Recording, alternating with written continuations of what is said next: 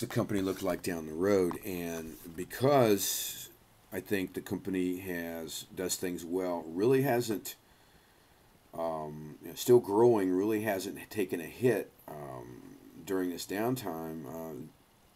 That's very intriguing because I think the incremental growth could be there down the road, but I also think there's a possibility of getting a real growth spurt, an exponential growth, and that's based on partly on hunch, partly on looking at the bigger marketplace. But if a company in this day and age is growing slightly, it means that there's a steady demand for the product, even in a downtime. And as things get better, as things change, that growth could be exponential. Now, when that growth becomes exponential, a lot of things are going to happen. More people will be brought in quickly. More people will have to be trained.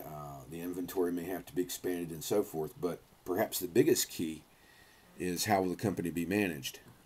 Because in a growth spurt, management is very different from in slow times or slow growth times.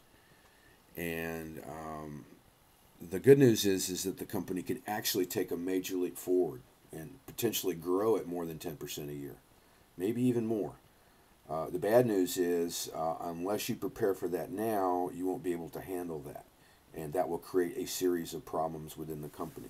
Because the company will look very different if it doubles in size from what it is right now.